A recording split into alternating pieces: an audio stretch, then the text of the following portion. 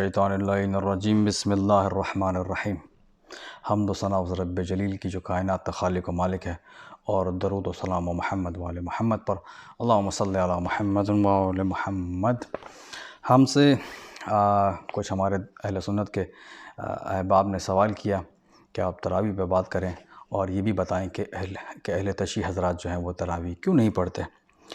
تو آج ہم اس پہ مختصر سی گفتگو کریں گے۔ دیکھیں، اگر دین کی ڈیفینیشن کی جائے سمپلسٹ ورڈز کے اندر کہ دین کیا ہے، تو جو سرکار نے کہا، جو سرکار نے کیا اور جو سرکار نے دیا، بس اس کے علاوہ کوئی دین نہیں ہے۔ جو کہا، کیا اور دیا، اس کے علاوہ کوئی دین نہیں ہے۔ تو اگر پیغمبر اسلام نے یہ نماز پڑھی ہوتی تو اہل تشیع ضرور پڑھتے، پیغمبر کی سنت پہ عمل کرتے۔ سرکار نے کوئی نئی نماز ماہ رمضان میں ادا نہیں کی۔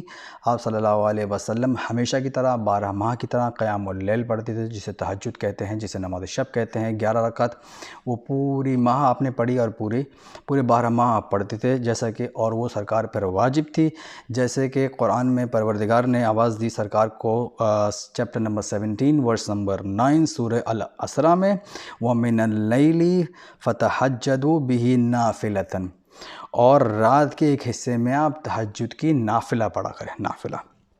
تو یہ سرکار پر واجب تھی، تو سرکار نے کوئی ایڈیشنل نماز نہیں پڑھی۔ آئیے ہم یہ بات مسلمانوں کی معتبر کتاب صحیح بخاری سے پوچھتے ہیں، والیوم نمبر 2 پہ بک نمبر 32 حدیث نمبر 227 نیریٹڈ بائی ابو ہریرہ کہ اللہ کے رسول نے کہا، whoever prayed at the night لیلۃ قیام اللیل the whole month of Ramadan with faith and sincerity, Allah will forgive all his previous sins. The whole month، پیغمبر نے کہا whole month۔ آپ تو مسلمان تو یہاں 3 دن میں بھی ٹربو لا کے ختم کر دیتے ہیں۔ یہ حدیث آگے بڑھتی ہے، اس میں ابن شہاب کہتے ہیں کہ اللہ کے رسول دنیا سے چلے گئے اور یہ نوافل فرادہ یعنی انڈیویجول پڑھتے تھے، نہ کہ جماعت کی شکل میں، اور یہ نوافل پڑھنے کا سلسلہ پہلے خلیفہ کے زمانے تک بھی جاری رہا اور خود خلیفہ دوم کے ارلی سٹیجز میں بھی ایسا ہی رہا۔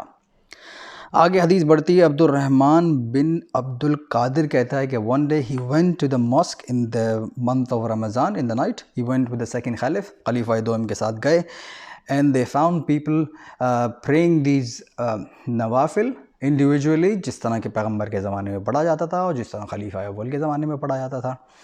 تو اس پر خلیفہ دوم نے کہا کہ میرا اپنا یہ ذاتی اوپینین ہے کہ it would be better if I collect all of them under one leadership، ایک قاری کے انڈر ان کو کھڑا کر دوں۔ تو انہوں نے اپنے ہی ذاتی اوپینین پر اس کو جماعت کی شکل دی اور ابی بن کعب سے کو اس کا پیش امام مقرر کیا۔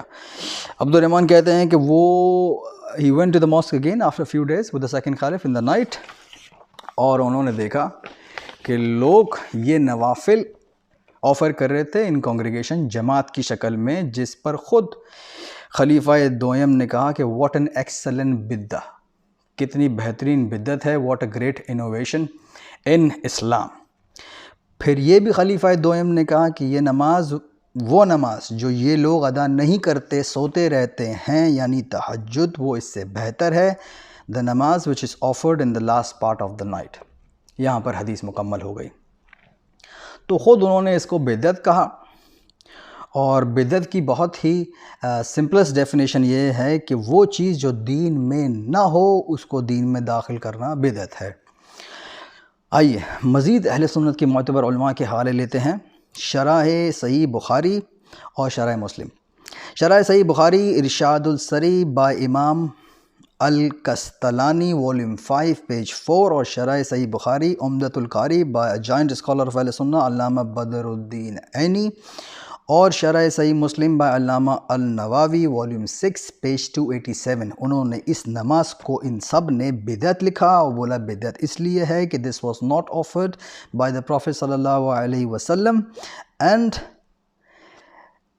جماعت میں نہیں آفر کرتے تھے، یہ نوافل فرادہ پڑھتے تھے، اور neither it was prayed like this in the time of first Khalif، اور خلیفہ دویم کے بھی زمانے میں آغاز میں یہ نماز نہیں پڑھی جاتی تھی، اس لیے ان سب نے اس نماز کو بدعت لکھا۔ اور عمدۃ القاری صحیح بخاری کی شرح میں علامہ بدر الدین عینی نے یہ تک لکھا کہ خود خلیفہ دویم نے کبھی اپنی زندگی میں اس جماعت میں شرکت نہیں کی۔ اچھا، تو یہ ثابت ہوا کہ یہ نوافل تھے، قرآن سے بھی جو پیغمبر نے کہا، اور ہم نے بخاری اور ان کی شرحوں سے بھی یہ ثابت کیا کہ نوافل تھے۔ اچھا، اب یہ سوال پیدا ہوتا ہے کہ کیا نوافل گھر میں پڑھنا زیادہ فضیلت ہے یا مسجد میں؟ تو آئیے مسلمانوں کی معتبر کتاب صحیح مسلم سے پوچھتے ہیں۔ صحیح بخاری سے پوچھتے ہیں۔ صحیح Bukhari volume number 9 page book number 92 حدیث نمبر 393۔ The Prophet صلی اللہ علیہ وسلم said, "O people, perform your prayers at home." بہترین نماز وہ ہے جو تم گھر میں ادا کرو except the obligatory prayers، جو except واجب نمازوں کے۔ ایک اور حوالہ دے چلوں کہ نوافل گھر میں پڑھنا بہتر ہے یا مسجد میں۔ تو سنن ابن ماجہ صحیح ستہ کی آپ کی کتاب والیوم 1 پیج 439 میں حضرت عبداللہ ابن مسعود رضی اللہ تعالی عنہ نے سرکار سے پوچھا کہ سرکار what is better, is it better to pray in my home or is it better to pray in the mosque؟ تو سرکار نے پوچھا کہ ابن مسعود کیا تم نہیں جانتے کہ how close do I live to the mosque؟ میں پسند کرتا ہوں گھر میں نماز پڑھنے کو ایکسیپٹ دا واجب، دا اوبلیگیٹلی فرض نمازیں جماعت کے ساتھ میں پسند کرتا ہوں، باقی نمازیں میں گھر میں ادا کروں۔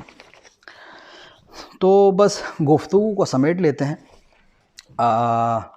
یہ ایک بدعت تھی اسلام میں جسے دوسرے خلیفہ نے رائج کیا، خود اسے بدعت کہا، اور ایسی کوئی نماز، ایسا کوئی لفظ تراویح نام اس لیے پڑا اس کا کہ تراویحہ سے نکلا، یعنی کہ ریلیکس کرنا، کیونکہ ہر 4 یونٹ کے بعد ریلیکس کرتے تھے۔ تو ایسی کوئی نماز قرآن میں نہیں ہے، ایسی کوئی نماز حدیث میں نہیں ہے۔ سرکار نے کوئی ایڈیشنل نماز نہیں پڑھی، سرکار اپنی وہی تہجد، نماز شب، قیام اللیل پڑھتے تھے۔ آپ کے خلیفہ اول نے نہیں پڑھی، اور خود شرح صحیح بخاری میں لکھا انہوں نے کہ خود خلیفہ دویم نے نہیں پڑھی، آپ کے چوتھے خلیفہ نے بھی نہیں پڑھی۔ اچھا، اب پیغمبر یہ نوافل پورا سال پڑھتے تھے اور رمضان میں بھی پورا مہینہ پڑھتے تھے، اور مسلمان تو یہاں ٹربو لگا کے، تھنڈر بولٹ کا کنیکٹر لگا کے 3 دن میں ختم کر دیتے ہیں۔ پیغمبر پورا ماہ پڑھتے تھے، آپ 3 دن میں ختم کر رہے ہیں۔ پیغمبر فرادہ پڑھتے تھے، انڈیویجول پڑھتے تھے، آپ نے کہا نہیں یا رسول اللہ ہم تو جماعت سے پڑھیں گے۔ پیغمبر نے کہا میں نوافل گھر میں پڑھتا تھا، آپ نے کہا نہیں یا رسول اللہ ہم تو مسجد میں پڑھیں گے۔ تو بہرحال نہ جانے کس کی سنت پہ عمل ہو رہا ہے۔ دیکھیے فجر کی رکعت 2 ہیں، بہت سمپل بات، آخری اور گفتگو تمام۔ 2 رکعت نماز ہے، اگر میں 2 کی جگہ 8 رکعت پڑھوں اور کوئی صاحب مجھے بولیں کہ بھائی 2 رکعت کی جگہ 8 رکعت کی پڑھ دی، میں بولوں بھائی اس میں حرج کیا ہے؟ سورہ فاتحہ تو پڑھ رہا ہوں، قرآن کی تلاوت کر رہا ہوں، درود پڑھتا ہوں، سبحان ربی الاعلیٰ کہتا ہوں، تو کہیں گے نہیں بھائی یہ ایسی کوئی نماز نہیں ہوگی، باطل ہے آپ کی نماز 8 رکعت، 2 رکعت ہیں تو 2 رکعت ہی بتائیں گے۔ دین کسی کی مرضی کا نام نہیں ہے، دین کسی کی خواہش کا نام نہیں ہے، دین اللہ کی مرضی کا نام ہے۔ 2 رکعت پڑھوں گا تو قبول ہوگی، 8 پڑھوں گا تو باطل ہے، اور جو 2 رکعت چھوڑی وہ حرام فعل اور اس کی سزا الگ ملے گی۔ شیطان نے اللہ کی بہت عبادت کی، شیطان نے اللہ سے کہا مالک تیرا سجدہ کروں گا لیکن آدم کا نہیں کروں گا۔ شیطان نے ضد کی، شیطان نے اپنی مرضی چاہی، مرضی اللہ کی چلے گی، اور ضد دین کسی کی ضد کا نام نہیں ہے، دین اللہ کی مرضی کا نام ہے۔